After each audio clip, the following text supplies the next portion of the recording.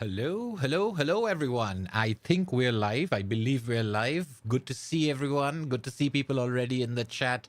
A very happy Saturday evening, afternoon, Monday. Well, not Monday, sorry. Saturday morning, wherever you are. This is a little different for me. I usually do my live streams on Sundays, but this is, as you'll see, going to be slightly different. It'll be a more laid back. So I'm thinking about it as more like a chill stream. And because I haven't been on YouTube for a while, I've been busy with some personal and some work stuff, taking care of a number of things that sort of all piled up together.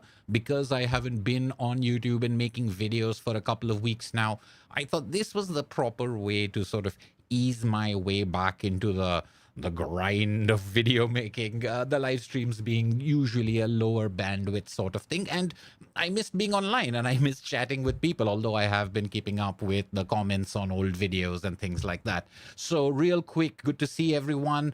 Lovely to see you, Mark Tweedale. We've got Reddit twice. We've got Trixman, Ashwita's in the chat. And as people join, I'd always like to know where people are joining from. So leave it in the chat where you're watching the stream from at this point of time.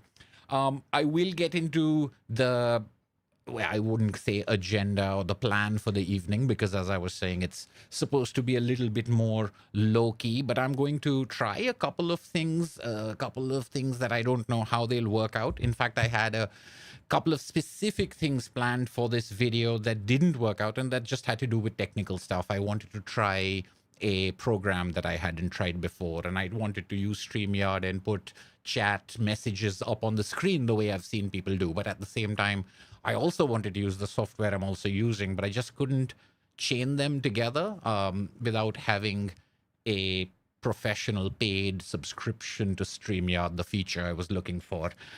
Anyway, I'll just have to try it differently some other time. So this one's going to be a little curtailed straight off the bat.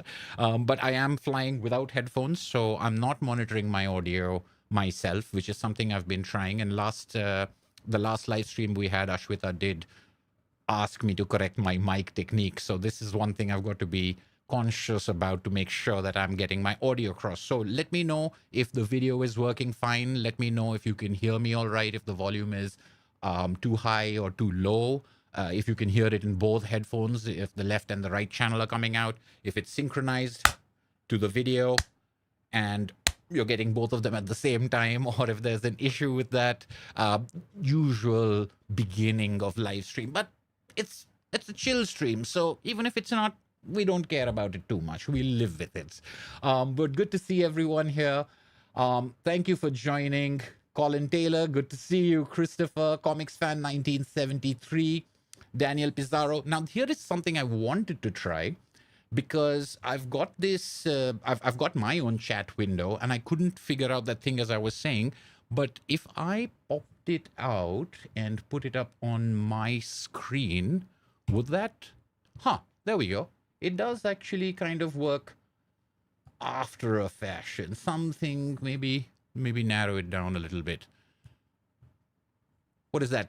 Does that look professional? Does it look like I've automatically upgraded my live stream to the constant stream chat? It's not the same thing as putting individual messages up there, but for lack of another option, this is something that I can, this is something that maybe we can do and have people's chat over here, so that even in the recorded video, I'm not sure if everyone watches with the chat, but at least I can read comments.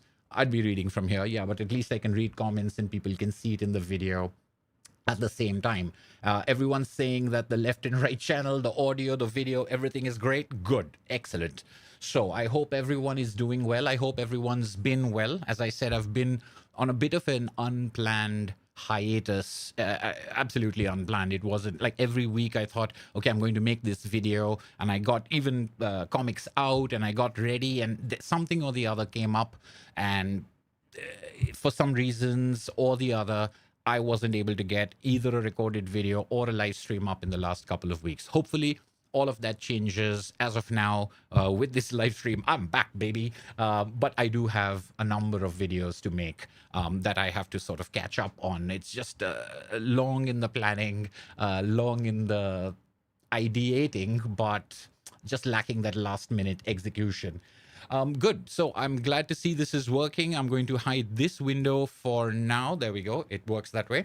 And start talking a little bit about what I thought, in spite of it being a laid back chill stream, what I thought we could do. I mean, first of all, I just wanted to chat with people. I wanted to say hello to everyone and talk comics. So it's not so much as a Q&A. I didn't put out a big call for Q&A. I did ask some of the patrons and members if they had any questions, but most of the time I think we've got a lot of questions in the comments, and I'm always chatting about these things. And I do have a list of questions that I'd created that had to do with the most frequently asked questions that I get about certain comics and things like that. But I think I'll save that for either a more formal video or a more structured approach, because I really like to get things off the shelves and put them in front of people, etc. But what I do have out and about, because a little bit of a recap. Some weeks ago, when the last thing I was doing on YouTube was a Love and Rockets live stream, in which I was talking about Volume 1 and what's collected in what and what are the different formats, etc. And so I had a whole bunch of comics out. I had the trades and the box set, etc. But I also had a lot of the magazines out, and I had planned to go through many of them. I didn't in that live stream, as it turns out, but I had them out, and the power went out. It did go out after we'd already been live for 2.5 hours. So it's not like anything was cut short, but it certainly wasn't the planned ending for it. But since then, things have been so busy that those comics have just been sort of lying around. Now, I put some of them away, and then many of them, the ones that were in magazines, I keep them in bags and boards. So I started putting them back in bags and boards.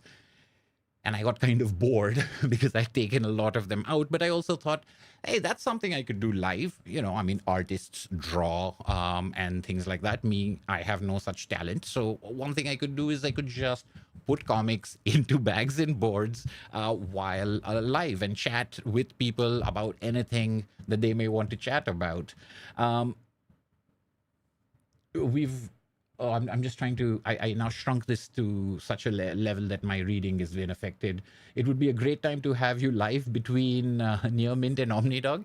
I don't have any idea when. I know that people have regularly scheduled live streams, and some people are extremely punctual, and I mean, they're very consistent and they have a schedule. I don't really have much of an upload schedule. Most of the time I try to have my videos up on Sunday, and usually when I do live streams, I do them on Sunday. This is something a little different. I just want to see whether there are people on YouTube on Saturday if they if they feel like hanging out on a Saturday.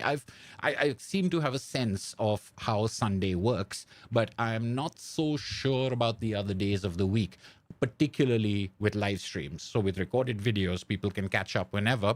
But I have seen over the last however many years I've been putting up videos, although not with much, not with as the kind of regularity that others do. But over the last years, I've noticed that when I upload on Sundays, those videos tend to do better in the long run. That's not always the case, but in general. And sometimes I've launched videos on Mondays or Tuesdays, and they've just sort of died. I mean, like, they've had ridiculously low views. Again, that's not all the time, but it does seem to be weighted in such a way that although YouTube says it doesn't matter when you publish a video, it's not been shown, the data doesn't show that any one particular thing has.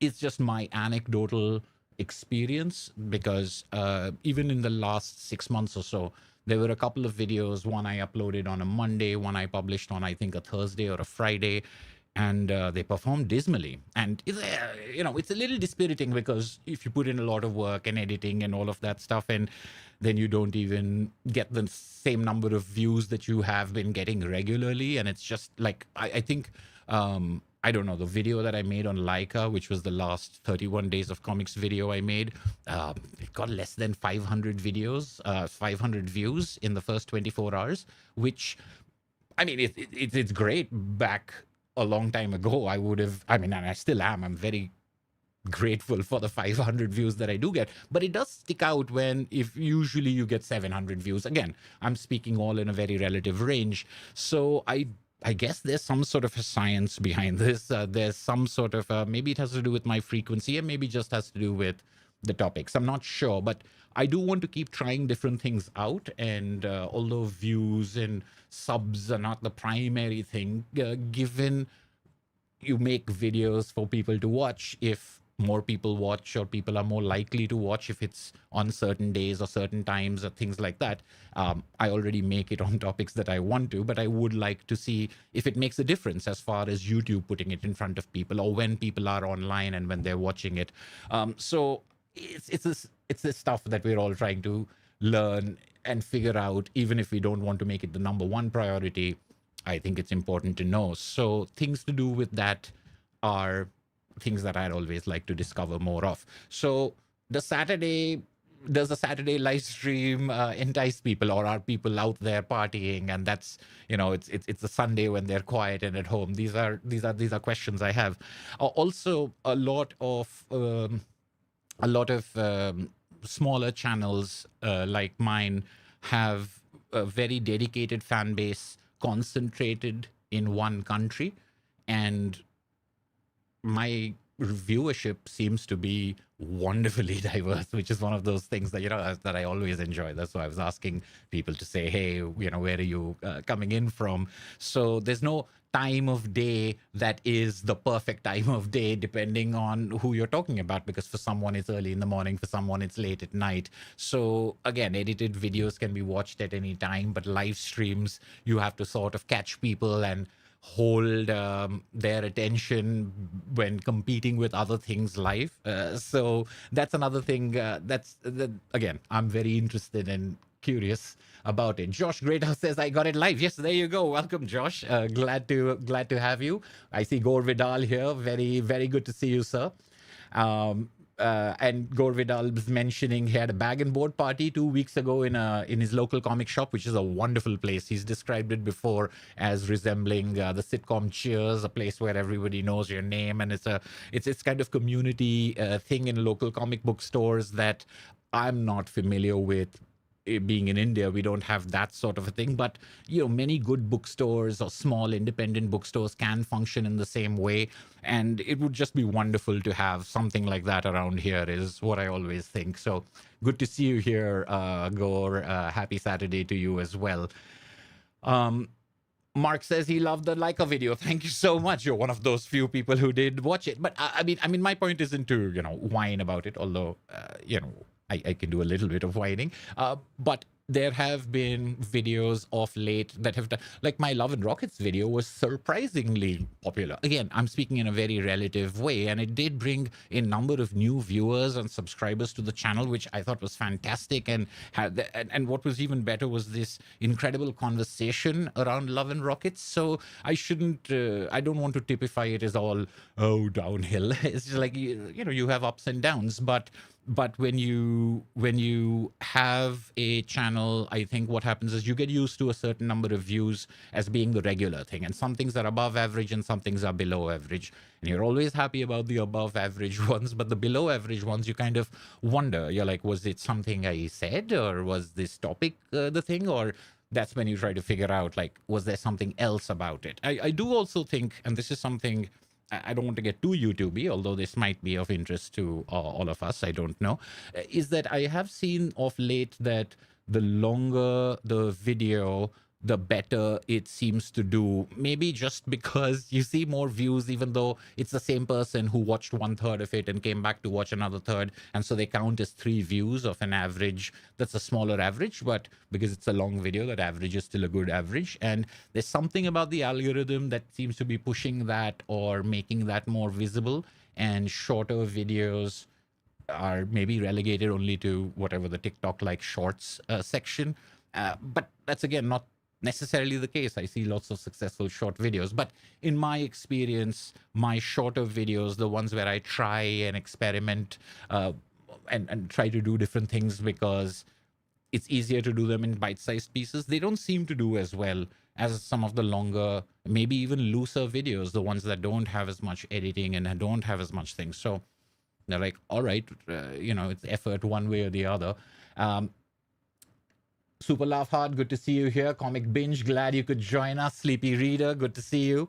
So as I was saying, what I was thinking of doing over here is, first of all, chatting with all of you and seeing if there was anything that people wanted to talk about and had questions about and chat about, but also talk a little bit about bagging and boarding, because I know and I can see in the chat that there are a lot of you out there who are North American comic readers, or you're quite familiar with the singles thing. But the viewership of this channel, as I was saying, is kind of spread all over the place. And I've realized that, like me, a lot of people out there might not collect single issues and might not collect magazines, and they may not be, or they may have some knowledge about what bagging and boarding a comic is, but sort of at a distance. It's not something that they participate in or they do, because that's not the kind of comics that they buy and read. So if you're buying mainly albums, say European albums or hardcovers and bound volumes, the graphic novels that we talk about, bagging and boarding doesn't really come into the picture, which is something you do with the most fragile and the most the paper covered and the stapled magazines, for the ones that are most likely to fall apart, and because they were originally and always created as something disposable and something that should be more affordable and something more regular and something light to transport and distribute on a weekly basis over large areas. So the bagging and boarding is sort of an offshoot of that, of when these comics started being looked at as something worthy of being preserved. People started putting them in plastic bags and putting cardboard backing on them to keep their shape and to prevent them from ripping and falling apart. Now, this is very remedial to those of you who know it, but for me, for example, until very recently in my long life, I did not have any experience with bag and board. I didn't have much experience with single issues after my childhood, honestly, because those comics were sort of the way I think the Marvel, DC, and other comics were for other readers a long time ago. You read them voraciously, omnivorously, and then moved on to the next. And you might end up with a pile of them in your house, but they're just the pile of newsprint. It's just a pile of paper that can shift and rip and yellow and crinkle and fade. And of course, with the kind of rereading that one does, you put a lot of wear and tear into them. So many of my childhood comics would have just disintegrated over time, because there wasn't even really a thought that they should be preserved.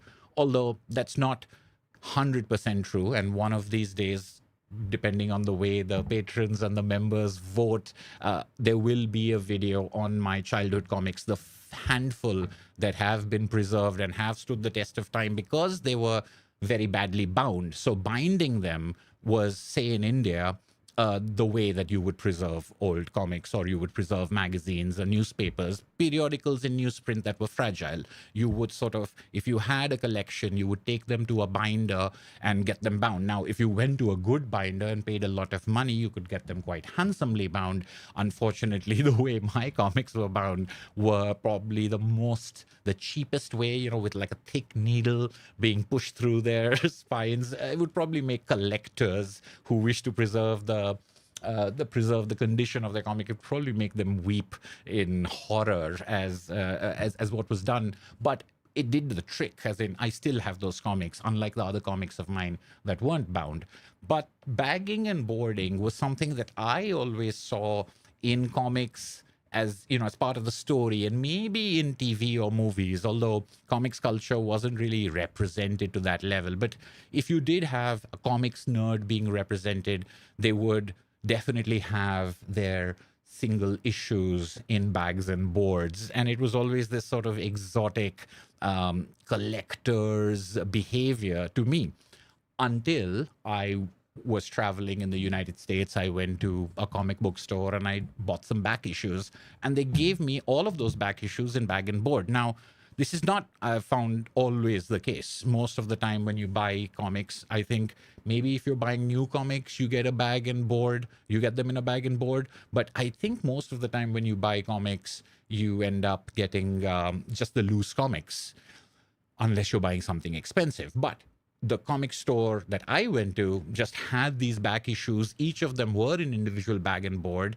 at least the ones I was buying. And I found old issues of Bone, and I found old issues of Ex Machina, which was the Brian K. Vaughan series, Igor Vidal, that I was reading at that time. And once I got them in bag and board, I was like, huh, this is kind of cool. They feel a little bit like LPs. So here I've got, for example, so these are comics in a bag and board, and I usually put 2 of them to a bag. But this is where it started, where when you get something like this and it feels like this and it sounds a bit like this also, although that depends on the material as well, it created a different kind of charm and a bit, yes, on the materialistic side. Like, now that the physical product was being given this sort of exaltation, it was being celebrated and saying it's worthy of being preserved. And the thing that had existed in that sort of satirical, jokey area of this is something that people who are extremely nerdy and very, they're not about reading the book, they're only about collecting the book, they're only about preserving the book. I mean, I sort of crossed over that thing and I go like, oh, hold on, I could be a fan of reading the comic and keeping it in this way. And of course, the larger thought process, or the bigger thought process, is I am preserving this for posterity. I'm preserving this so it doesn't fall apart the way my childhood comics have fallen apart. I'm preserving this so that I myself have it to read. So it isn't necessarily going against the reading. But I have to say, I was very seduced by the comic in a bag and board. Just that thing, as I say, it I think it's because it reminded me of LPs. For me personally, it felt like the way that records in the old days used to feel with my father's collection, or friends of mine who are vinyl collectors. It's those objects themselves have a certain presence, and although comics have always had that presence, the bound volumes on my shelf definitely had that presence. Suddenly, those single volumes and those stapled issues, magazines, newspapers, what have you, had a certain presence as well. And so I was surprised at how I enjoyed that. But I also realized this was a slippery slope, that it could get to be, you could get to be very, very finicky about this. But this is a thing that I think some parts of the world, like the United States and comics collectors and readers there, maybe in the UK, Australia, I don't know where else, the presence of singles, not just the presence of singles, which is there, I think, in many places, but the idea of collecting those singles and preserving them in such a way. This might be a thing that some people are extremely familiar with, to the point where it seems almost redundant to be talking about it. It's as if someone's talking about printing. And for some other people, might be, as it was for me, this interesting, curious behavior, or this level of luxury that we can only dream of. Where's my water? Oh, so we've got some comics over here. So we've got some comments over here. Let me see. Should I put up this? What does everyone think about this? Me putting this up on the window. Does that look good as far as the live stream is concerned? Is it disruptive? I will be scrolling back and forth a little bit to see what I've maybe missed. But let me know if this is bothersome over here. The Comics Binge is recording a podcast while listening. We've got Chester Brown reissues in the latest previews. Interesting.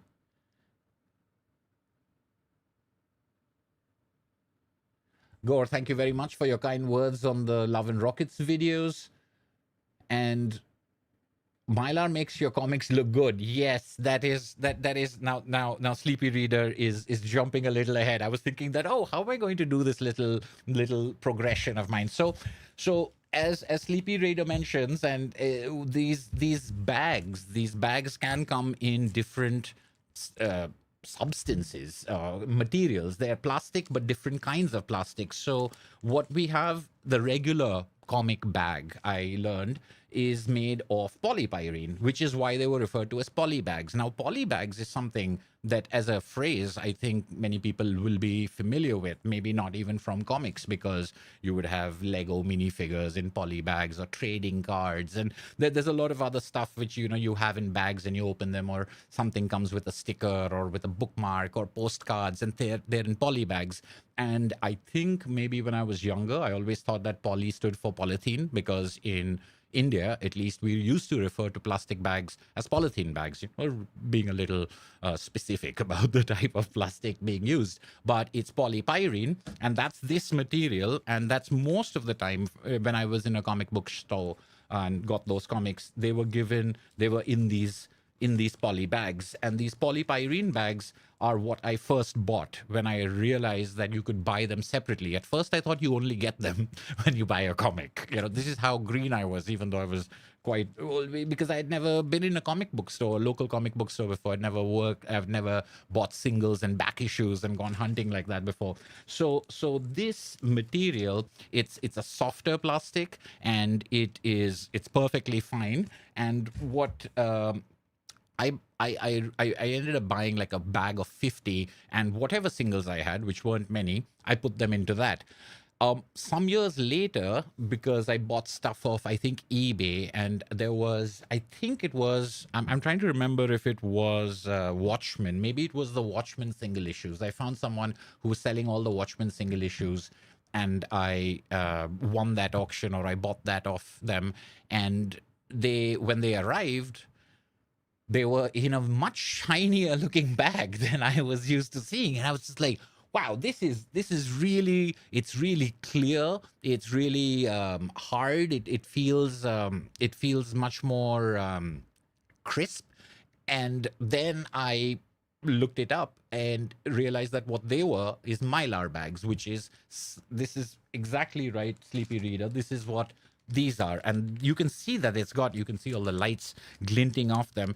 But the Mylar bags are more expensive, but they're more sturdy, and they have a resistance to being scuffed and scratched, which allows the colors of the cover of the comics that you have inside to really show through. Whereas with polypyrene, and this is the way it looked to me in those old LPs and records that I'm talking about as well. This is exactly that sort of plastic, and it's perfectly fine. It's transparent, but it does over time tend to get discolored and tend to look old and shabby, and get scuffed and take scratches, and therefore interfere. Now, I'm saying all of these things with a lot of verbal air quotes, because of course this is it's a subtle difference, but it made a difference. Like, I thought the Mylar looked really good. However, when I looked up how much they cost, those Mylar bags cost a fair amount more than the polypyrene bags. So I think it was like, for the price of 100 poly bags, I would get maybe 20 Mylar bags or something like that. I did, however, when I was traveling and visiting my sister, as I do as often as I can, I did realize that the more you buy, the cheaper it is. And I'm very good at calculating these per unit things, but I also realized that I don't have that many single issues at that time, but I was also buying single issues. Now, as I've mentioned on earlier live streams and things like that, in conversations, that I don't buy something that's currently being published. It's usually, I'm like hunting for old single issues to find something that I've really loved, how it was originally published. So I'm taking a much more historical approach. So this story of like the Watchmen singles is like, I love Watchmen, and I was wondering if Watchmen singles were still available to buy, because I wanted to read them in that single issue format. So I figured that, well, that's okay. You're not buying comics indiscriminately in the single and magazine form. You're picking and choosing what you want, and you know exactly what you want, because there are 10 issues of this, or there are 12 issues of that. And of course, that's how it started. And then there are 55 issues of Bone, and there are 300 plus issues of Usagi Yojimbo. But in those early days, it was mini series and 12 issue series, maybe 4 issue series. And I wanted certain ones. And as I bought them, I was like, yes, I'm not buying that many. So if I bought a pack of 50 Mylar bags, that'll be good enough. And that's the way that's the way it starts. So Mylar I found to be expensive, but if you're picking and choosing, and if you're saying that, as I was in my case, my singles collection is a very finessed and curated one. It's it's a collection of comics that have each one been picked for a reason. It's not like I'm just trying something out. Again, that was the way I used to think. I have since strayed from that course quite a bit. But for the most, I know what I want in singles, and I know what I'm looking for in singles. And so I thought that maybe I could splurge a little bit. So poly bags are the way to go for the cheapness and the ease of it. I'm trying to see if I have any right here.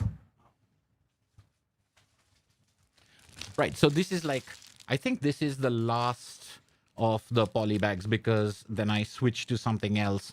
And this is from a comic book store that I visited. And so these ones were very good, and I still have them, and I can still use them for comics. But the other thing about this is, apart from the material, is that comic book bags do come in different sizes.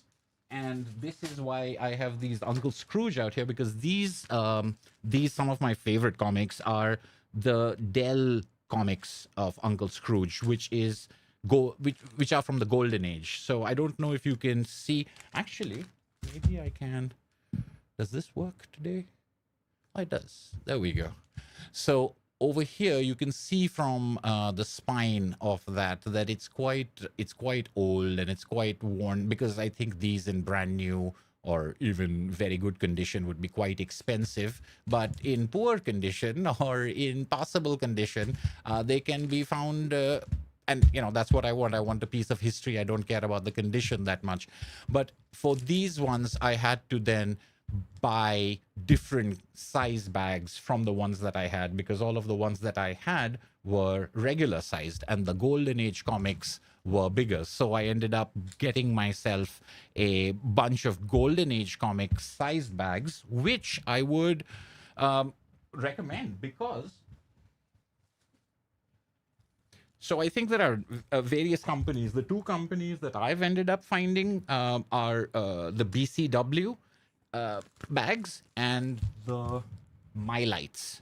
So BCW and Mylites both, I think I like the Mylites a little bit more. There's another variation, which is what is the thickness of it. So these are 2 millimeter. The thicker, the harder it is, the stiffer it is, and the more protection it affords you, but it's also more expensive. So there's 1 millimeter, 2 millimeter, and I think 4 millimeter. 2 millimeter is the middle ground, which I have enjoyed. I think I saw some 1 millimeter ones, and even though the Mylar is very stiff, because it's so thin, it almost feels like it might break, or it feels a little flimsier to me.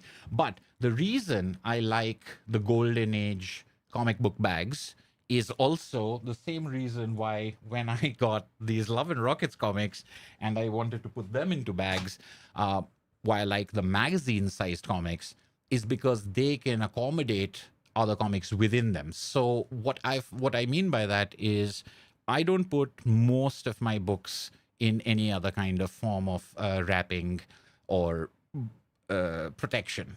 I mean, they're on the shelves, and the shelves are dusted, etc. And even the bags and the boards for the single issues, I think of it less as protecting it from the elements as I think about protecting them from each other. It's the fact that when they all sit next to each other and they're loose and they can each single comic can move, that means that you can put a lot of pressure on the pages and the spines, and you can tear them and rip them off of the staples, etc. So it's really a question of not wanting them to fall apart. I'm not too worried myself. I'm not too worried about sunlight because it's all indoors. I'm not too worried about dust because they're in drawers, or, I'll dust it. But it does help reduce dust as well, which, of course, as you know, the more paper you have, the more dust you generate because that paper is breaking down all the time. So the reason why I like those is because there have been times when I have had other things, other books that I have wanted to put into bags. And this doesn't happen very often, but there might be a rare first edition, for example. Like I have a scarred and busted up copy of Will Eisner's Contract with God, first edition, Baronet Press, and I have a video on that as well. But that book, for some reason, I want to keep it in a mylar bag because I'm just, it's just like, it's a first edition of a big book, but it's also because it looks like a book, and that's something that Will Eisner wanted to do. So there's something about that book that is interesting and attractive to me. So I keep that in a plastic bag. There is another book I have that is autographed by the author. It's a Richard Sala book. And I keep that in a bag, even though the book itself is a beat up, sort of secondhand. It's not in the best condition, but it's just because I want to preserve that signature in a particular way. So the largest size of the Golden Age comics bags, or the magazine size ones, means that I can take volumes like something like this, which has this kind of thickness, and this would easily fit into a magazine comic bag, a magazine size bag. So let me test that theory. So if I was, and the reason I have this out is because I realized that one of my Love and Rockets magazines was still in its original poly bag, and I hadn't transferred it to a mylar bag yet. So I was like, ooh, maybe I can upgrade that online. But just to test this, so this is a magazine sized poly bag. This is, of course, a hardcover from Fantagraphics.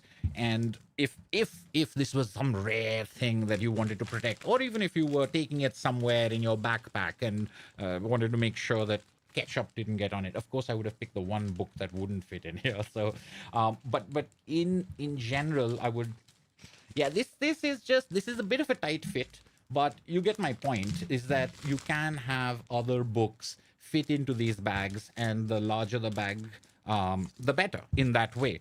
And what I've done with Golden Age, I might as well give up on this because this one is slightly, but I'll say something smaller than this would work pretty well. I did pick a bad.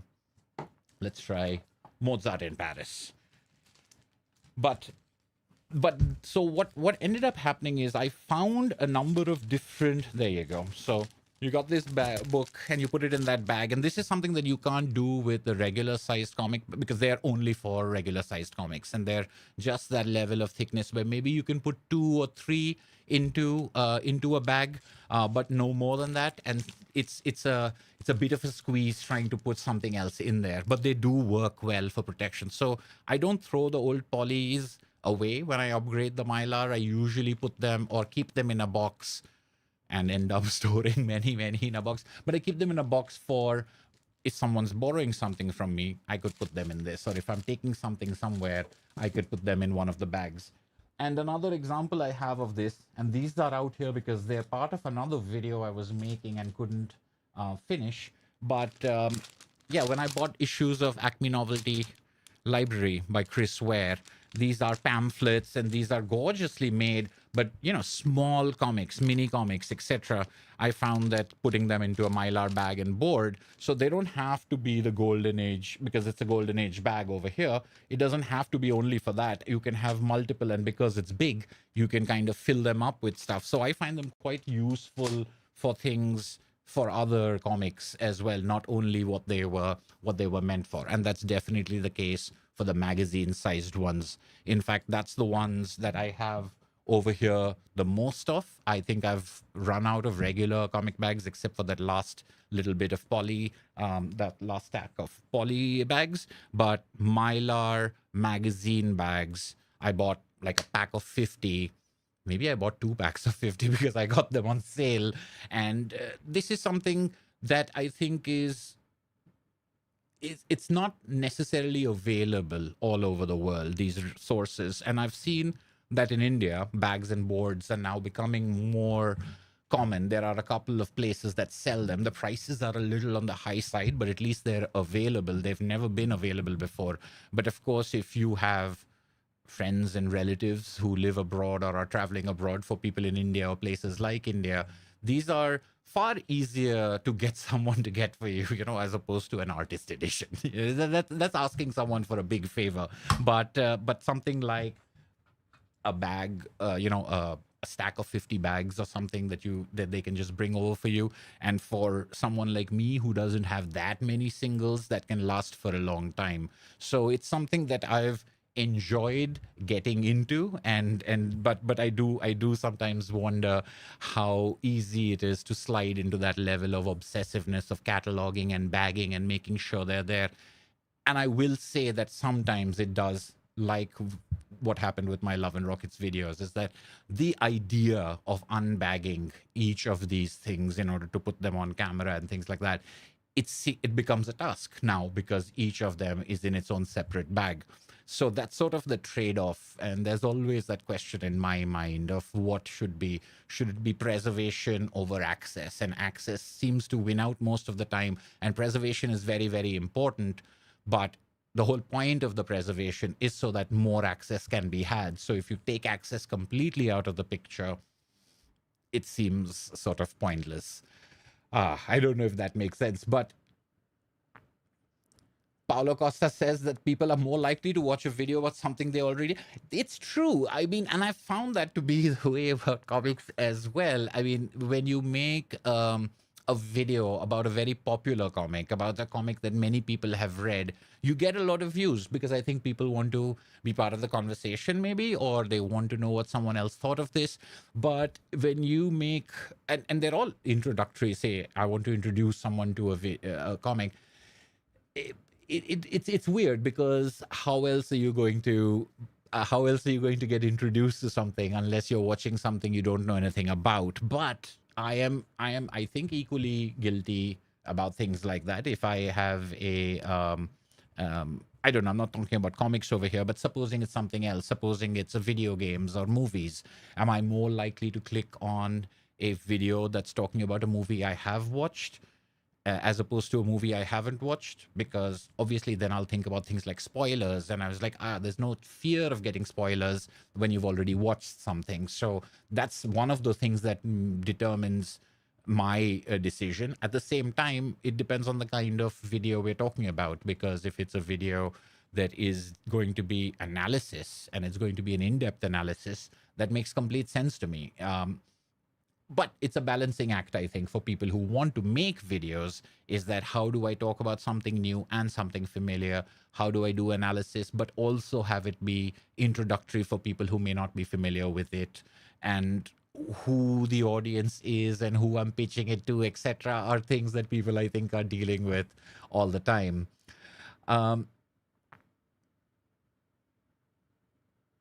Mark Tweedale has been enjoying the 31 days of comics. Thank you very much. Yes, I think my next video will be an episode of 31 days of comics, and after that I have another video that I've been planning to make for a while, and after that there is a video that is the latest winner of the patron and members poll. So there's a long list poll. So it's a list of videos that I want to make and I am going to make, but I post that up for my supporters on Patreon and on YouTube over here. I post that up for them to vote on to see which one is going to be next. And the Love and Rockets video, not the live stream follow-up, but the video itself was something that they voted on. And now they've voted on. It's a couple more days before that poll closes, but I think I know who the winner is. It was a tight race for a while, but I think now the winner has pulled a little ahead. So then that's going to be my next one. So I do hope to keep mixing in the 31 days of comics, the longer videos and the more casual, smaller things with the live streams. And actually, this is one of the things I was wondering about. And this is there's a number of people watching over here. I could ask all of you this question: is that, do you think that, because I enjoy doing live streams and I enjoy doing edited videos. I like doing spotlights and deep dives, but I also like doing long rambles and casual conversations. And I've gotten this advice or instruction, ranging depending on who's talking to me, from a number of people who say, split your channel into a live channel and a video channel. And I know that this is common knowledge or common sense for a lot of people, and they do that. But first of all, I've not really considered myself a YouTuber, and doing that kind of YouTubey stuff seems like you're taking it a lot more seriously. But I do think that there's a difference, because there are some people who will watch live streams and there are some people who will not. At the same time, for me, it seems like, well, the live stream and the edited videos are both the same person with the same equipment talking about the same comics. But I get it, I get the difference between them, and I get the kind of attraction that an edited video with a script, although I would not call what I do scripted, but I get the difference between those two things. But what do you think? Do you think that For the Love of Comics live streams should be a different channel, and For the Love of Comics edited videos should be a different channel? I think I'd asked this some years ago, maybe 3 years ago now, and it was kind of split, and there were people like, I don't want to watch more than one channel. But that's not really the way it works. I mean, people watch what they watch. It doesn't matter what channel it's from, but it makes a difference, I think, to the algorithm or to the way that views work. I mean, my live streams definitely get fewer views than my edited videos, but they have more watch time. But maybe that's just logical because they're longer videos. They definitely get all the views. Most of the views are top loaded into when it's live. And then there's a sort of some handful of views later. Whereas my edited videos, they tend to be slow burn videos. I mean, nothing is ever viral, and nothing has like a huge weekend. And so the first time you upload something is always going to be the big one. But my edited videos tend to get views even years later. There are people who are commenting and subscribing because of something I made a long time ago. And that doesn't tend to be the case with my live streams, although there are exceptions. There are exceptions for everything. I think my Tintin live streams, my tier list, for example, has done pretty well. And I think a couple of my Eisner videos did pretty well later on as well. But for the most, they kind of evaporate after the initial viewing, which is not the case for that. And those kind of things means that the algorithm or the system is learning different things about my content. But I don't know what any of you think. I don't know what you think as viewers, or what you think as, I know a lot of you are content creators as well.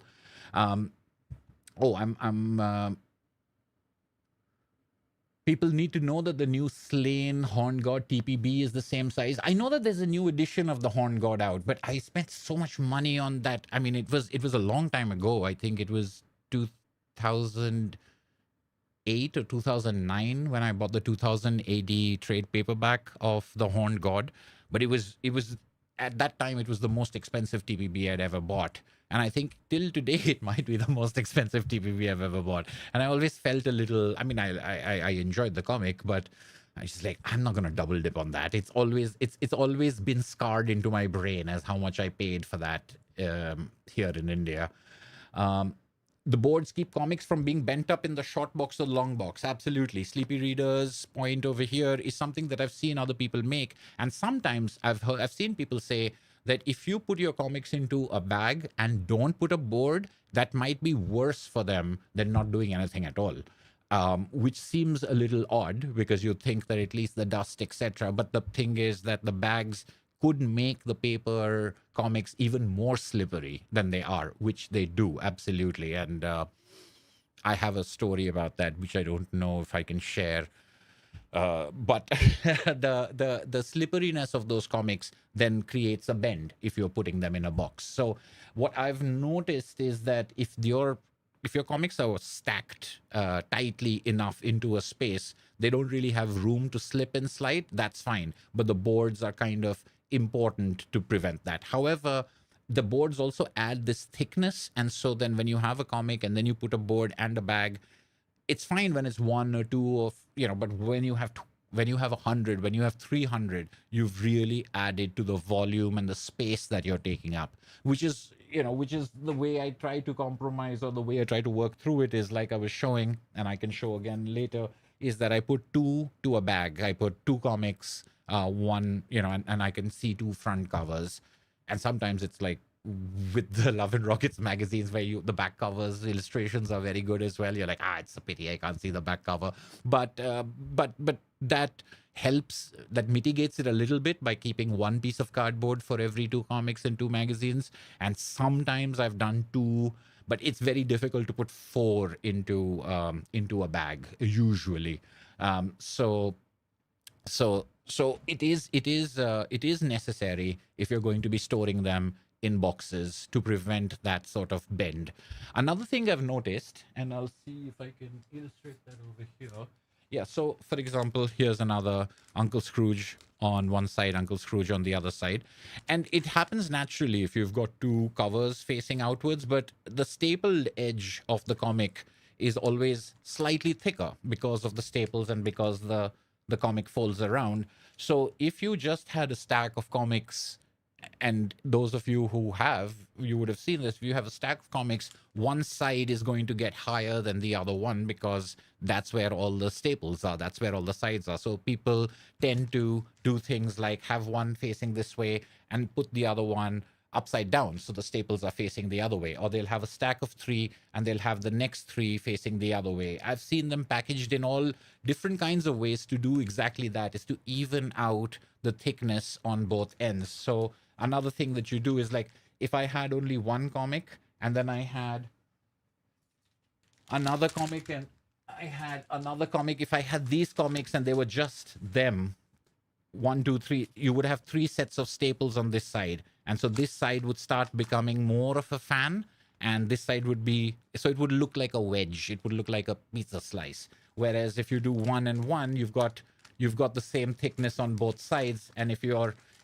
other books are also done in that double bagged sort of way, you keep that stack even and you prevent it from being much fatter on one side than on the other.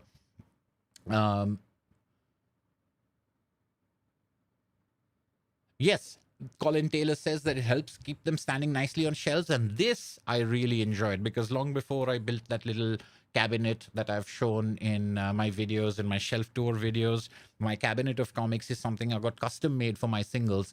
But before I had that, I just was, because of the bag and board, I was just able to keep them on the shelves and draw them out of the shelves. And so for example, if I have all the Sandman issues, then you've got 75 issues, two to a bag, you've got about 35, 36, things over there. There's a nice little stack. There's a nice little section of your shelves. That's all the Sandman singles. And that's also fun to sort of draw out from. So I know that, all of us, we like that sort of experience of being on top of the long box or top of the drawers. And that filing cabinet system is definitely something I really like, which is why I've got that cabinet made that way. But there is also a pleasure in pulling them out from the side, especially because you can't see the sides, so you can check for the cover instead of being top down. It's just another angle where you check, you pull it out and that's not the cover, you pull out the one behind it, and you can go through that. So I do like bags and boards on open bookshelves like this as well.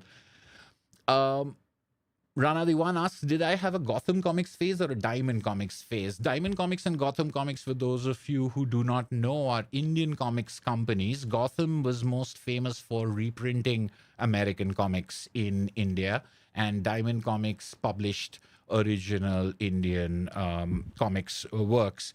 So, Rana, I did have a Diamond Comics phase, although I don't think it was just part of my childhood phase. I read a lot of Diamond Comics.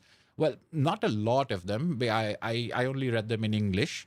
But Gotham Comics were a little later, since I'm an older person. I mean, I I was familiar with the American comics, and although I bought a number of Gotham comics, I never quite enjoyed them in the way that people who have that childhood association have enjoyed them. And I think it's because I was reading American comics, or I was exposed to and I was familiar with American comics and even trade paperbacks at that point of time. So the shrunken down size of it and the printing quality of it, um, while like if I had been a child and not been able to get my hands on any of the American comics, those things would have been fantastic. So I really appreciate what Gotham Comics did as far as bringing an affordable book to the hands of readers all around India. And I know that there's an entire generation or even two generations of Indian comics readers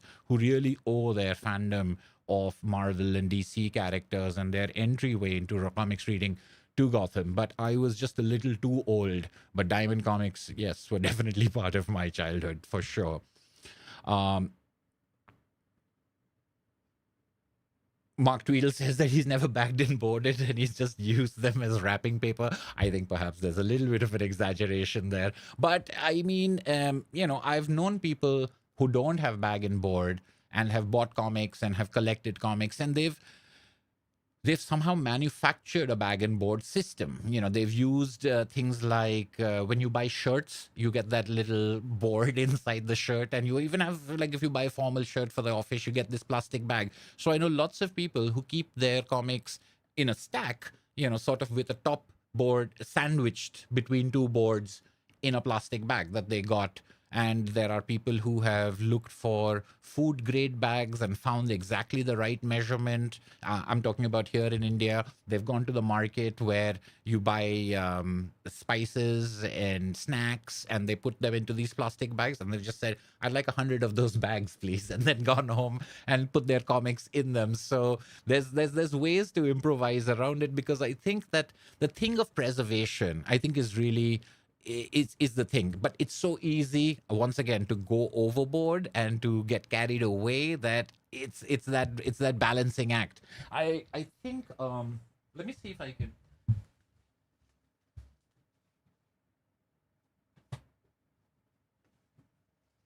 So I like being able to get up and walk around, since I cleared up my space over here.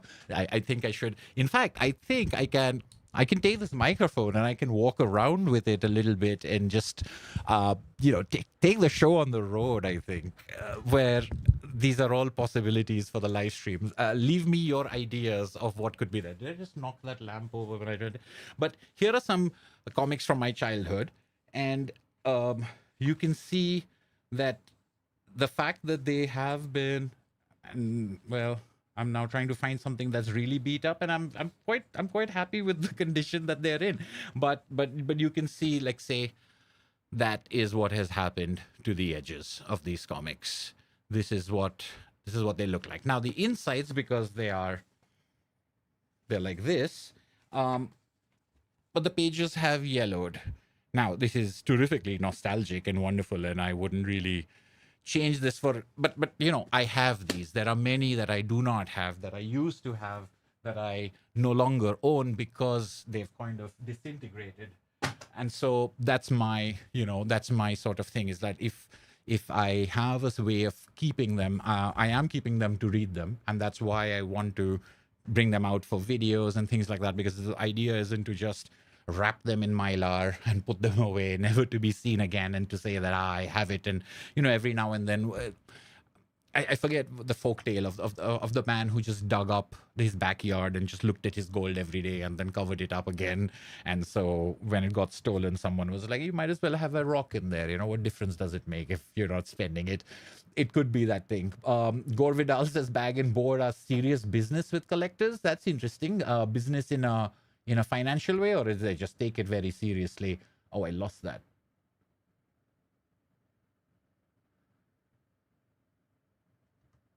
I lost where I was in the thing, because The live chat in the video looks oddly blurry, Ashwata says. All right, so you know what I'm going to do? Now that I've finally seen that, I'll just get rid of that. I'm going to figure out a way to pop people's chat up on screen. One second. Now that's bothering me back here.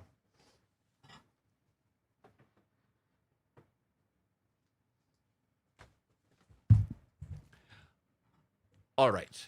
Um,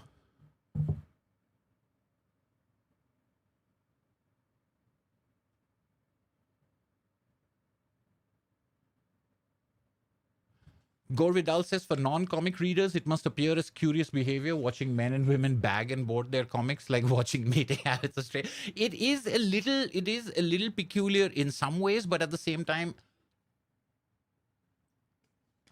you know, I've seen people take care of their tools in particular ways. I've seen people preserve coins and stamps. So first of all, collectors are one thing, but even when you're not collectors, even when you're professionals, there's a certain idea of storage and there's a certain idea of preservation. So if I have a camera and I want to take care of that camera, there's this idea that yes, it should be there to use and you should always have it ready to go.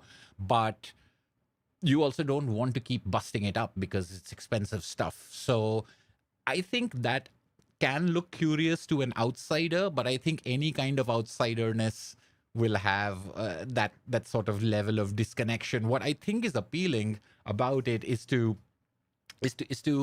sort of, it marries that tactile nature of reading to that object, and it makes that object just a little bit more, you know, it just gives it a little bit more oomph. It just pumps it up a little bit more to say it's not completely disposable. Or although some people might think of it as disposable, you may think of it in a different way. And I don't know. I've visited people who have things that were very ordinary and very everyday at a certain point of time, and they just have them on their shelves. And just the act of putting it up on that shelf and putting it by itself has almost created a new context for it and redone it. You know, I'm not saying it's always Andy Warhol soup can or what have you, but the taking of something disposable and saying no, it's worth preserving. There is a tactile joy in doing that physical thing that I think has appealed to me. Oh, and I mentioned this in another live stream. There's a Seth book called Wimbledon Green, the greatest comic book collector in the world. I'm seeing if it's here.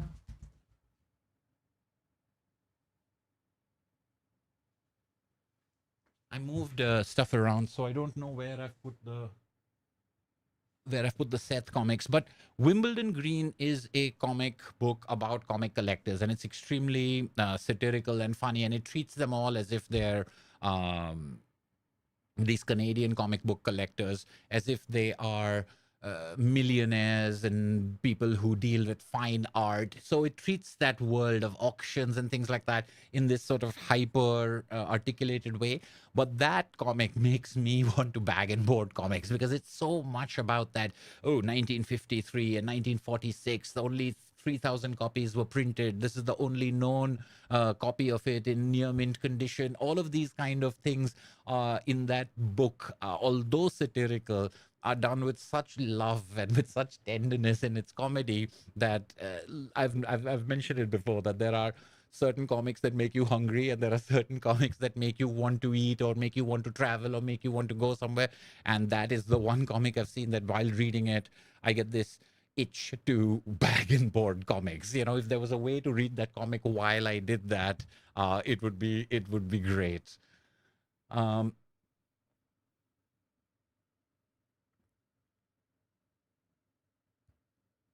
there is somebody mentioning Colin Taylor's service called Collectors. Are you talking about that comics database, Collectors? I used to use that for a while. Um, Supplies for a piece of someone. um, Tracking movies, music, books. Okay. I guess it's Collectors. Josh Greater says that Angshwan is like an avalanche. Yes, it is. It can be that way. But, you know, that's why I want to do live streams, because imagine if I was trying to make this a recorded video about how to bag and board your comics, something like that. First of all, there's an extreme level of irony of someone in India who only started looking at singles like 6 or 7 years ago, saying, "Yeah, let me teach you how to bag and board comics." But it is very disorganized and it is very tangent oriented. Um, Bunkmaster B, good to see you here. What have I missed? Have I missed anything? Is there any question for me? There's no at. I don't see anything that's been listed for me. All right.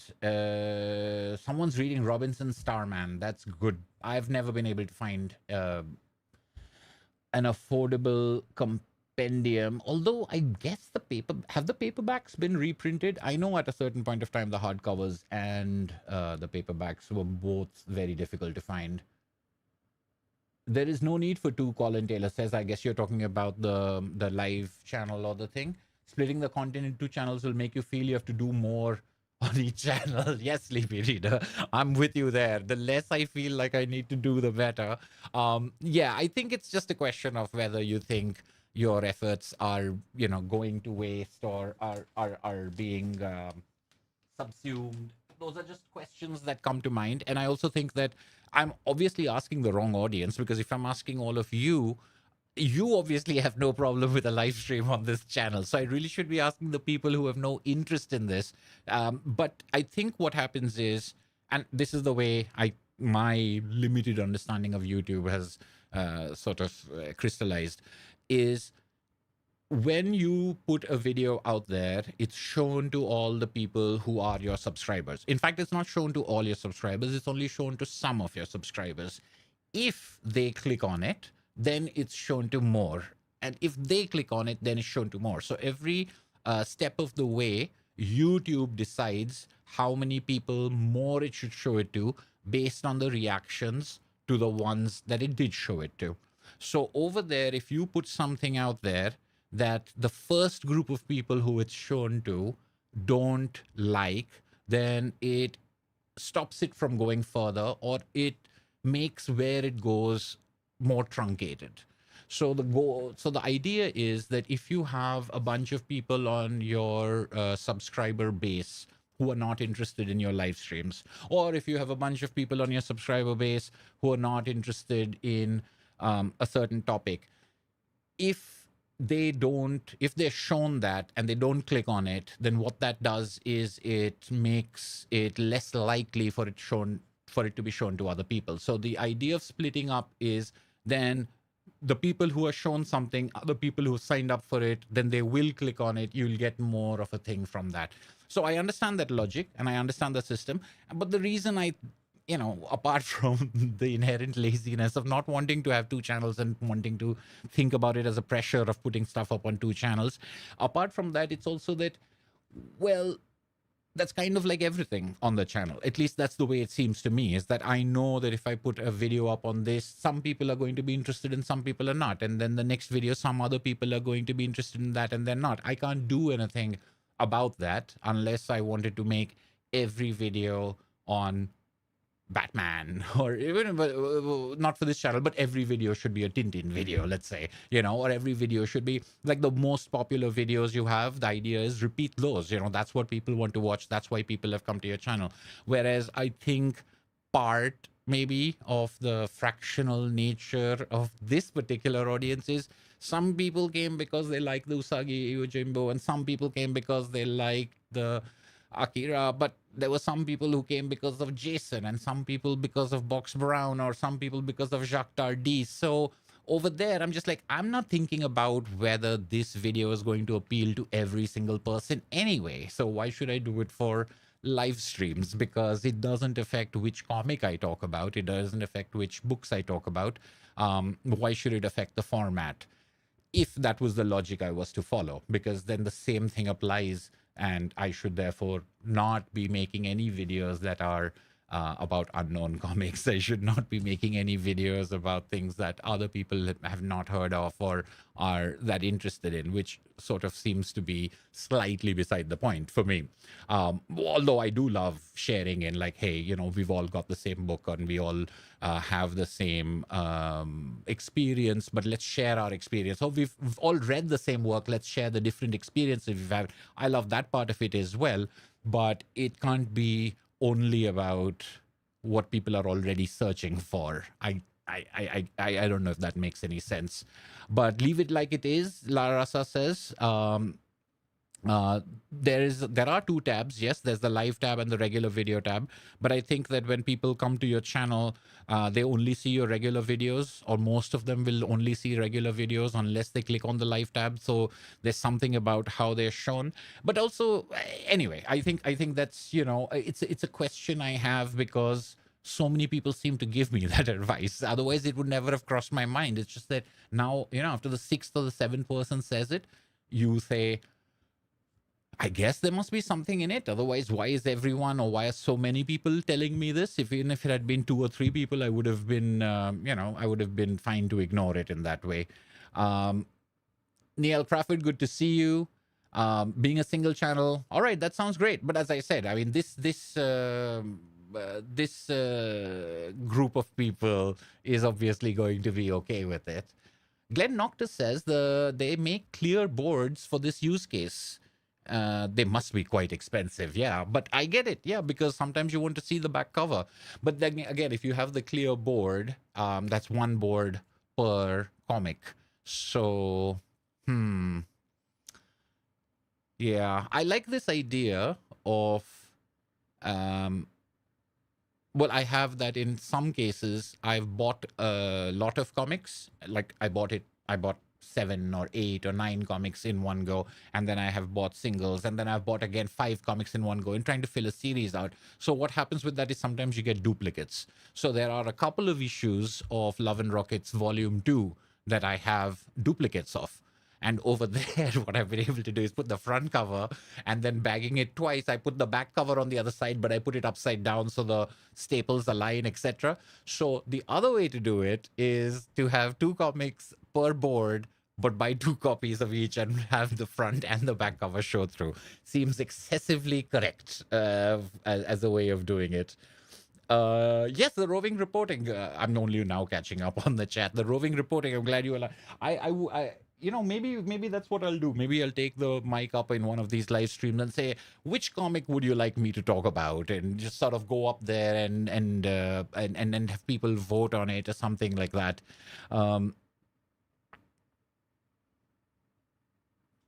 The Hilda comic look cool. Analog Comics, good to see you here. Analog Comics' shtick is to have everything be repeated. We have it isn't Sunday, Analog. We're here on Saturday for a change and enjoying ourselves. But getting back to what I was talking about, or what I was ostensibly making this video about, is bagging and boarding. So over here we have, let me take this thing over here.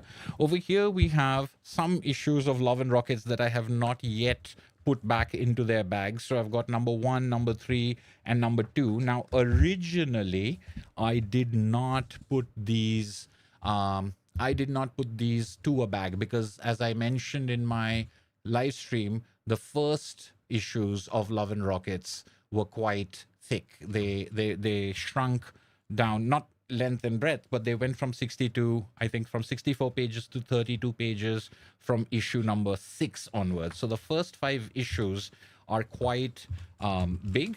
And so the way that I had them was to have them on one board. But let's see if wait, where is issue number 2? Oh dear.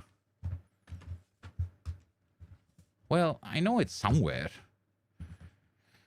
Okay, so I'm going to put issue number 1 into a bag. So now this is the Mylar bag that I use for that. So this is the way I do it, and others can tell me, the experts can let me know if it should be done different. But I put the board into the bag first. So that just gives the bag the shape, and it prevents it from... I realize this noise of Mylar as pleasant as Mylar is, this noise might not be the best thing for a live stream unless it's ASMR. There you go. All right, so I put the board into the bag first because that gives it enough shape to hold, and this is the front part of it, and then I am able to slide the magazine in without making any dense things like that. You fold it over the top, scour it. This one is already scoured because obviously this is the bag where it was. And usually I have 2 pieces of tape, and I like to use what is it called? We call it paper tape. It's not painter's tape. I think masking tape might be the term for it. So I like to use this because it's less adhesive quantity. It's not as sticky as Scotch tape is. It's easy to tear with your fingers. You don't really need a pair of scissors. And then I just sort of squeeze it through, push all the air out of the top, bend it over there at full tension, and then put one on this side and one on the other. Voila. This is about as simple as it gets, but you can see how I'll prevent the glare, but how the Mylar preserves the colors. I mean, it just shines absolutely through, and that scratch resistance of the Mylar bag, I think, is the real selling point. Noisiness on live streams notwithstanding. Now let's try that with 3 and 4, but let's try and put 3 and 4 into one bag if we can. So we've got, all right, I'll just take this tape off from here.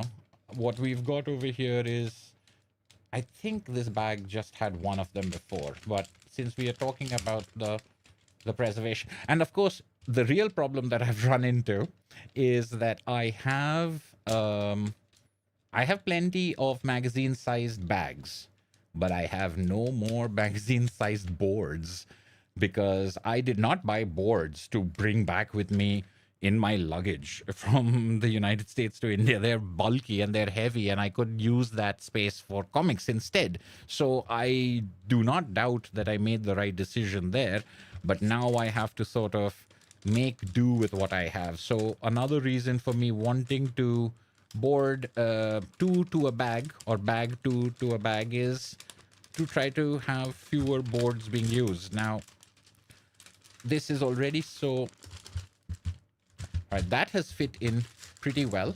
The question is, now that number 2 is in here, will number 3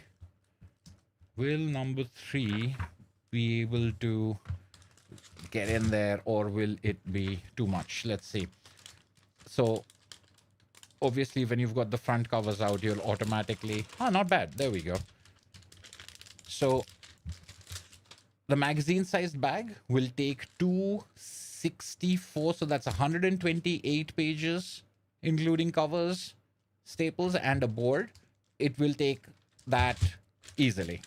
No problem. You saw that there was no issues with getting it in there. So I think that's the way to go. I wouldn't probably go for any more than that. And that means that if you look at it from the page count and the thickness point of view, that means you should be able to put 4 magazines into a magazine-sized bag, at least of this, because each of them are 32 pages and these are 64. So it's the same 128 pages because, as we saw in that Love and Rockets live stream, these count the covers as the pages. So you're not getting extra pages because you've got 2.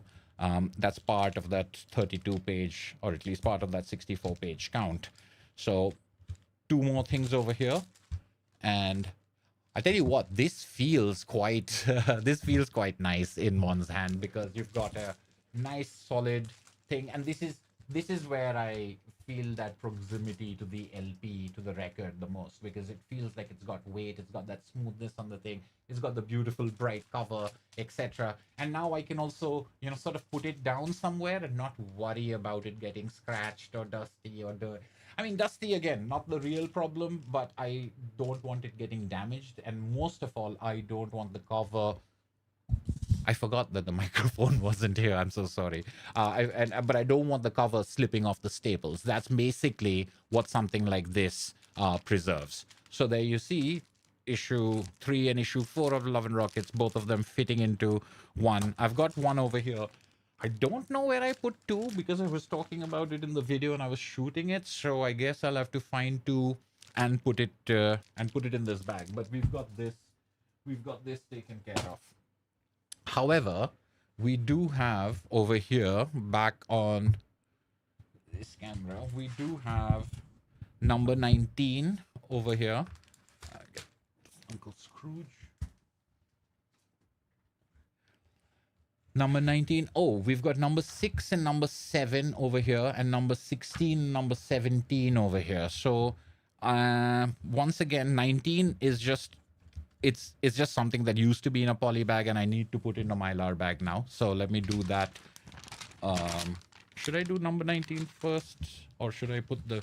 All right, I'm going to put 6 and 7 back in their bag. So once again, all right, so now this is the part of the live stream where I was like, this is what I can do while people chat. So let me pull the chat up closer to me so that I can read it while I do this. I hope this audio isn't too disruptive for everyone watching.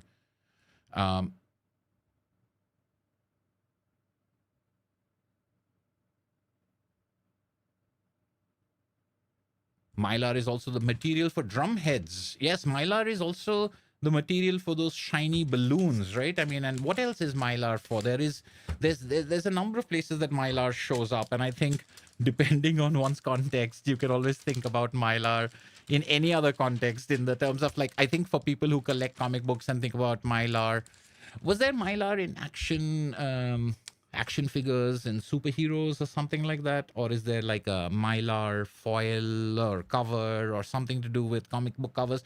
Like, whichever context you have, you might end up, thinking about it from that point of view. Analog Comics also says that came in mid-thought, but there are some channels that change from original to catering to audience.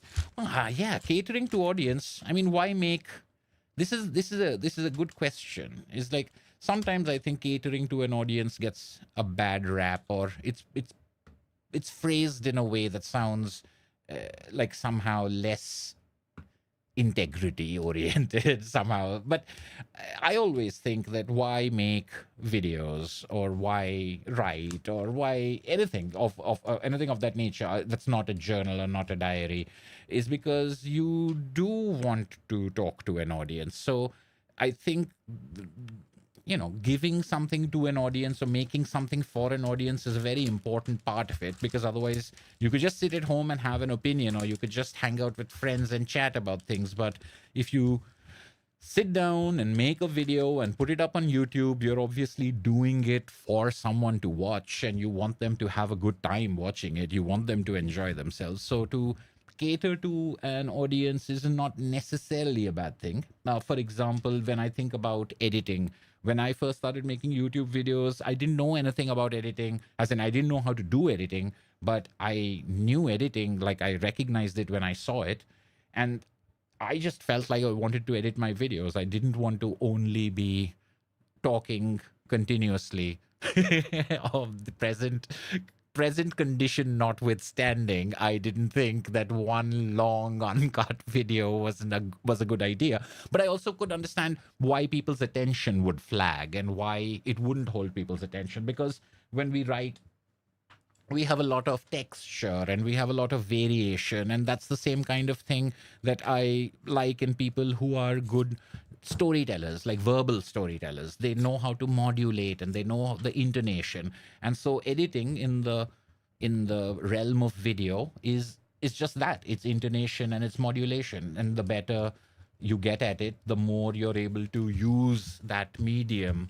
So somewhere I think this idea of catering to the audience can be a positive thing. It can teach you about how to get your point across and how to be more effective, whether it is in storytelling or information sharing or anything like that.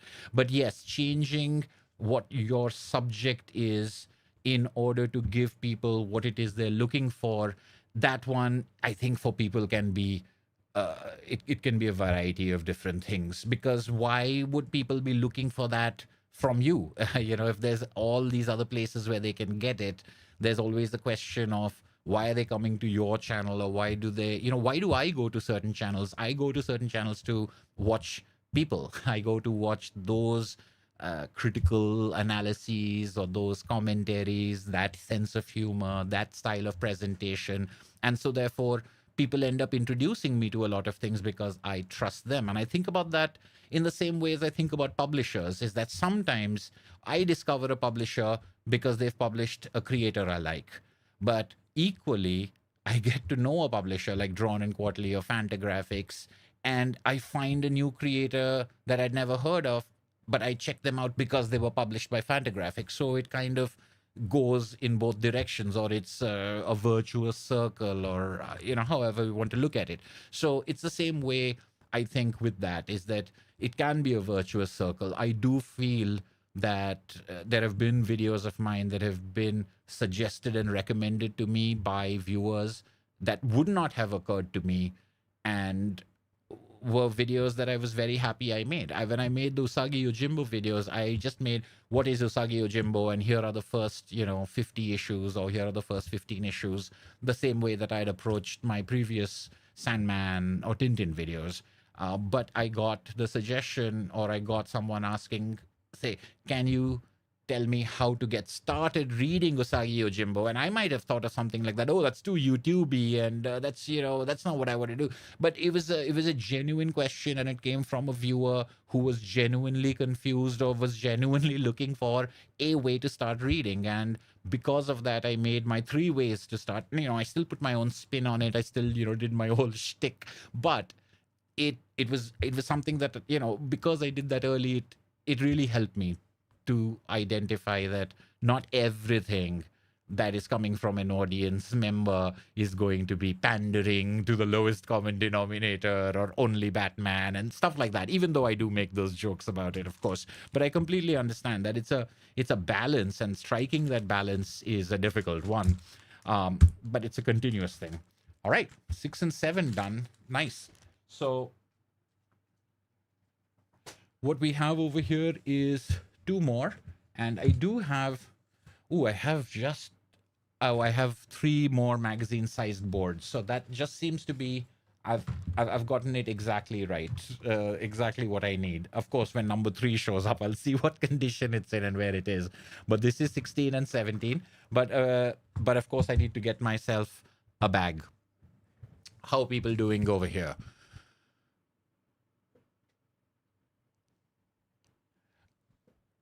Number 16 is your favorite Love and Rockets cover. Ooh, let's take a look at that then. This one. Yes, this one is a terrific cover. I think someone might have talked about it. Maybe it was cartoonist kayfabe. Like, why do the blacks look like this on the covers, on certain covers? How do you get this sense of, like, it isn't 3D, it's just printing, it's offset printing on a laminated cover, but there's something about the way these blacks are done that give them this look. And I agree, this is a beautiful cover. Although Love and Rockets, there's so much to talk about in my Love and Rockets videos. I forgot to mention how great. Oh, this is one of those ones where the back cover isn't by Jaime in this case. But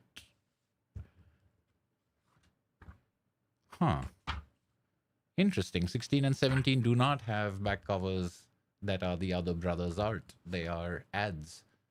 In this case, for the EC Cigar Popeye on the first Jeep. Yes, but gorgeous, beautiful covers. But let me go find.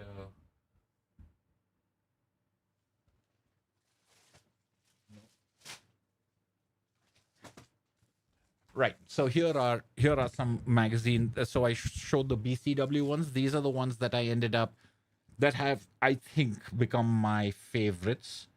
Although favorites from like 2 or 3. It's not like I've got a range of expertise. E. Gerber, My Lights 2, and the 2 I guess stands for the 2mm. And so they've got little ads over here telling you why this plastic is better than this plastic. But again, a stack of 50, which has now been reduced to, I think, maybe I got 20 left over here in this stack. And see, so when it comes out, it's absolutely It's absolutely clear. That's so nice. And then it's scratch resistant, so it keeps itself this clear. All right, so once more, let's do the board. And since this is brand new and out of the packet, it has nary a wrinkle on it. Smooth as silk. Number 16, beautiful cover. Indeed.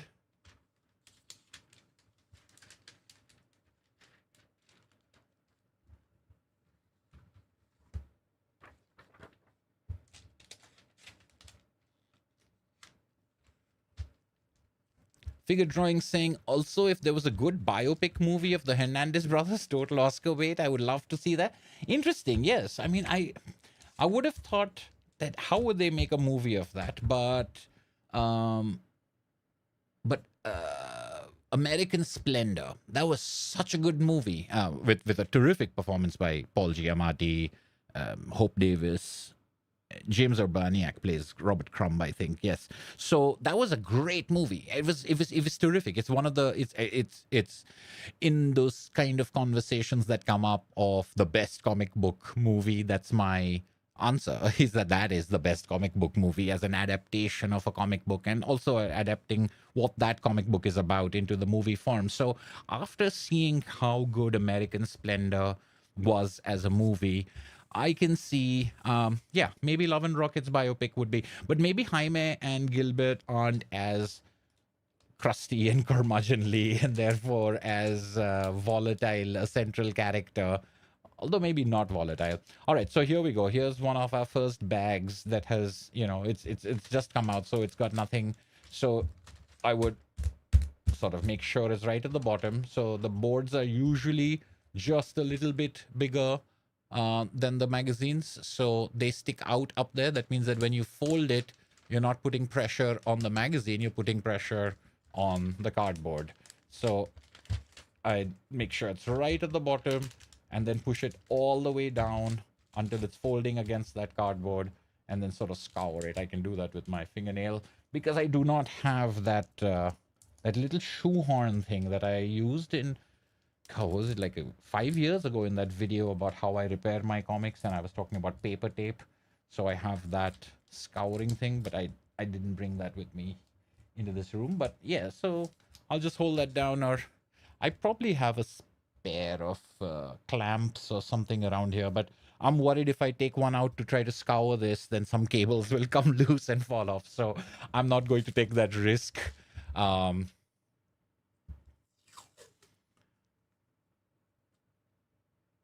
Is that Uncle Scrooge a rare collectible or something valuable just to you? I think it's valuable just to me because I love Uncle Scrooge and I love. But I do think that the Karl Barks Uncle Scrooge original comics, in spite of the huge print runs that they used to have, especially I think the early ones, can be quite expensive if you're trying to get them in very good condition. If you're trying to, because comics prices are really all about condition. But the good thing about it is that means that things that are in less than stellar condition can still be gotten for a considerable. Oh, look, my Ashwita has just arrived and handed me the little thing I was talking about. So here we go. I can just scour with this little shoehorn over there, which I think does a very good job of sealing it in. But I've got this tape a little too loose, so I'll take that off and super tighten it there. Now it's nice and flat. Look at how nice that looks. So yes, I think it might have some value. I think everything has some value. It all depends on whether you find someone who's willing to buy it from you. But I think all of those Uncle Scrooges are Dells. So they were reprinted by Whitman, by Gladstone. They've been reprinted many times. So I think the Dell prints, the gold key prints, they might be a little bit more, they might fetch a few more dollars than the others. Gore Vidal says the opening scene for the biopic would be the mother reading to them from Archie comics. Yes, a bunch of them, all of the brothers sitting around reading Archie comics would be a fantastic sort of start. It's about what we would do with them. Um, what we do with that biopic after that, because it's kind of just been kind of steady, right? That's what my impression of Love and Rockets has been, is that they've just been putting those stories out there, and where's the huge controversy, where's the rise and fall, where's the appearing on David Letterman and having a meltdown, and Harvey Pekar at least had those kind of things that could appeal to a popular audience from that point of view. uh, but this is, again, it's a biopic thing. That's what biopics need. And for number 19, I think it's time for that upgrade. So the poly bag has been, where did I put the poly bag? Oh, I put some book into it. I've got to remember. I think it was Mozart in Paris that I put into that bag. So I'm gonna grab. No, that's golden.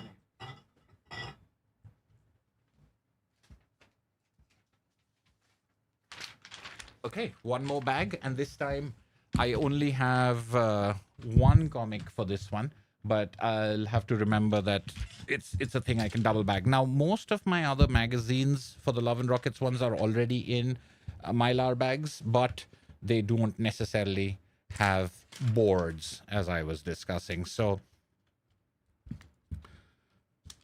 and I don't know if they ever will, because if even if I do get to travel, and even if I do get to have luggage into which I can put it, why would I carry boards back when I could be carrying comics back? That's always going to be a question. Like, what are you giving up in order to have 50 boards or 100 boards?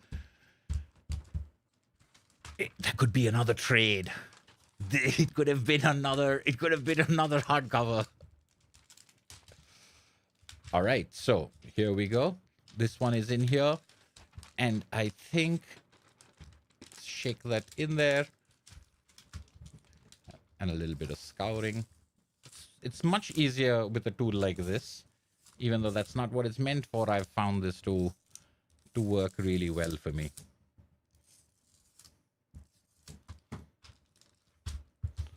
All right, air out. Time for the tape. It's thrilling television, this.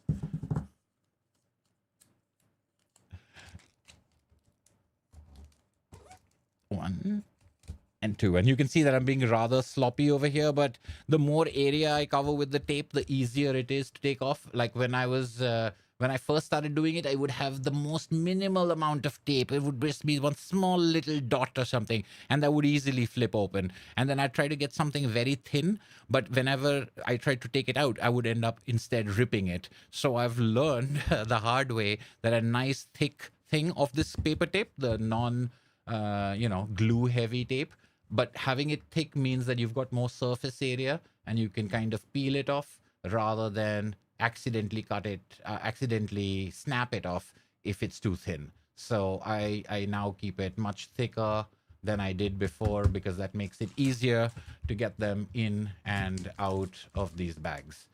There you go. Number 19, also in a bag and board now.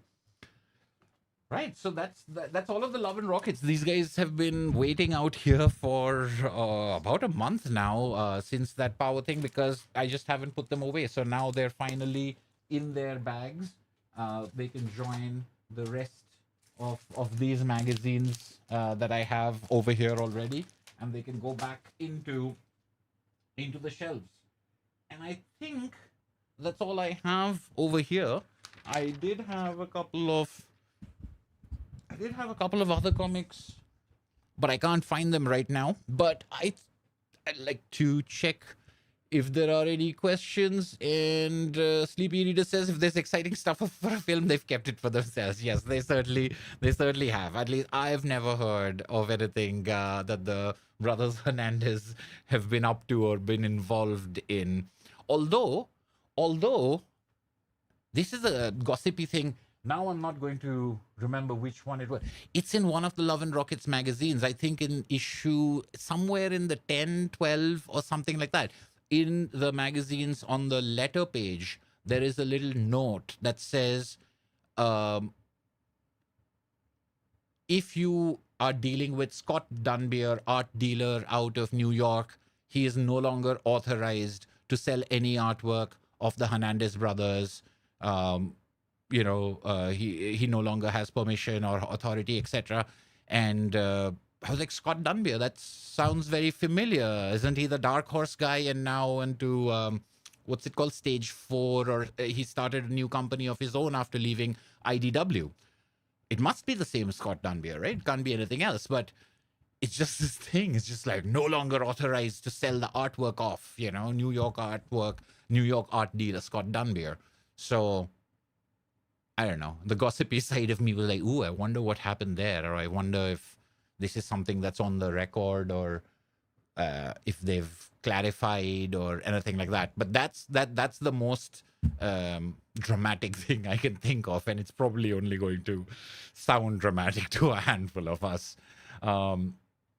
But I think that's it for this live stream. It was, just laid back, looking at comics and talking about comics. And as someone, as Josh, I think, pointed out, this rather avalanche ramble kind of thing. Sleepy Reader says a biopic of Fantagraphics would be juicy. Yes, I think so. I tried to take a look through that Fantagraphics book. We Told You So. It's this oral history, and they've gone back and forth, etc. Particularly because I really enjoyed the Drawn and Quarterly book, the 25 years of Drawn and Quarterly, sort of a book brought out by Drawn and Quarterly about Drawn and Quarterly, and it was very good. But the Fantagraphics one, at least in the little bit that I looked through it on 2 or 3 different separate occasions, it didn't quite appeal to me in the same way.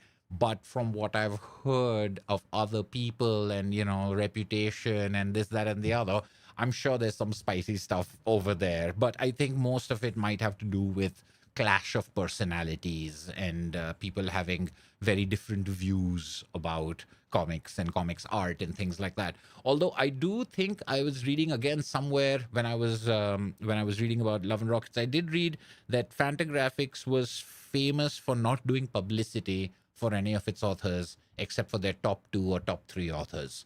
So that seems to be a thing that a lot of people have not been happy with them about, is their lack of attention to their people. And I do think it's interesting to see how many Fantagraphics books have been reprinted by other publishing companies. Like they were originally from Fantagraphics, but then they ended up moving somewhere else. I've seen that in at least 2 or 3 cases. And of course, there are those comics that Fantagraphics published in single issue form, but were collected, by Abrams or Penguin or Jonathan Cape or something like that.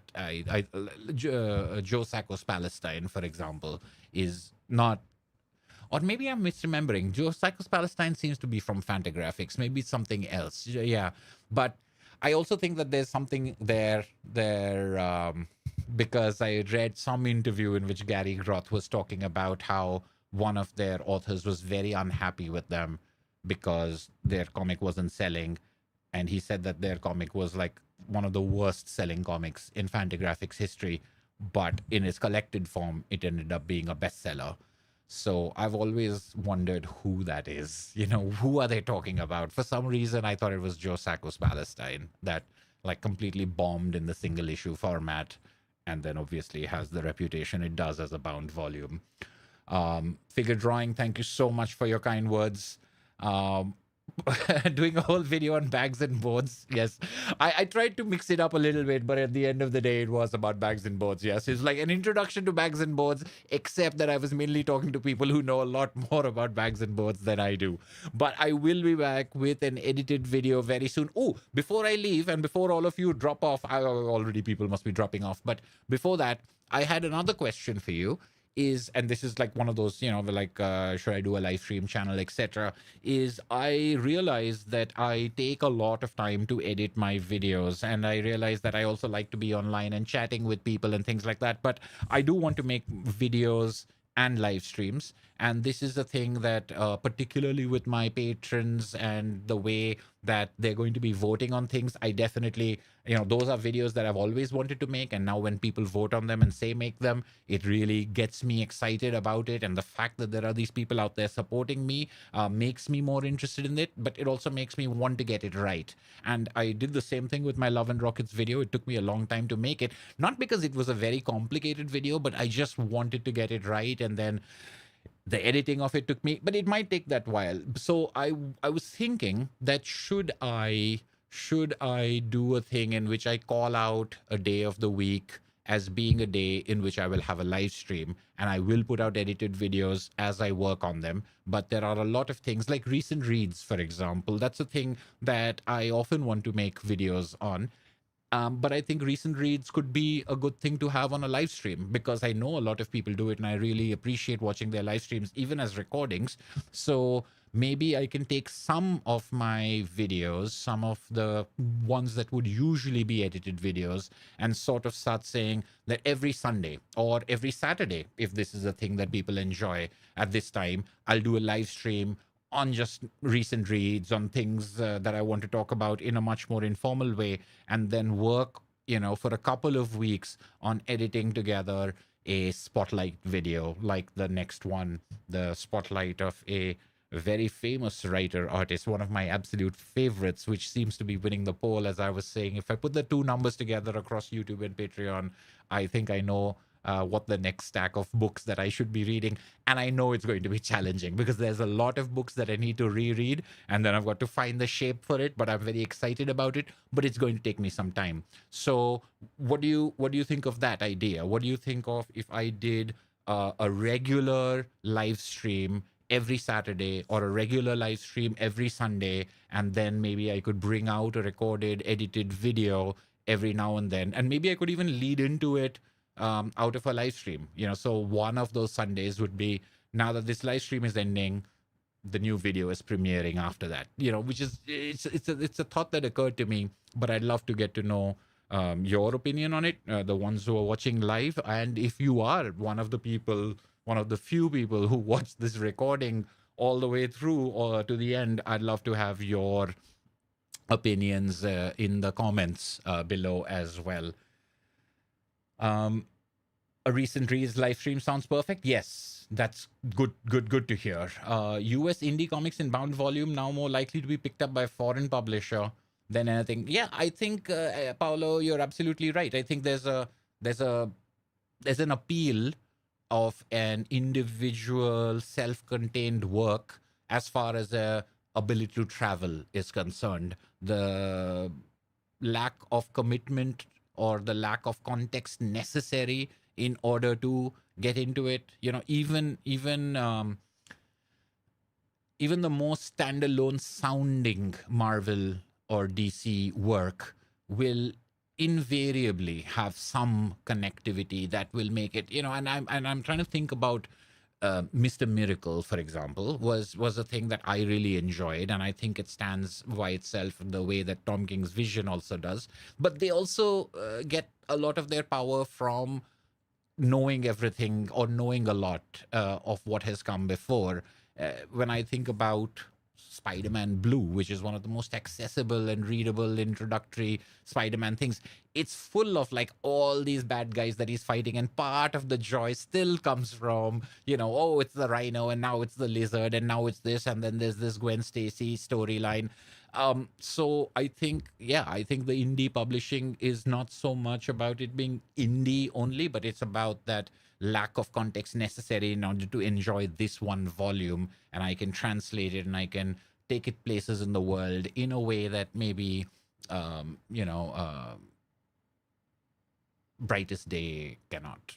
I don't know. I think that might be one of those things.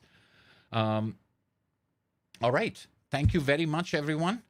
Analog Comics says he's going to be late regardless of the day. That's fine, Analog. I'm always ready to start all over again from the moment that you join. And I would love to also, the other thing that I would love to do is I would love to talk to people online on this channel.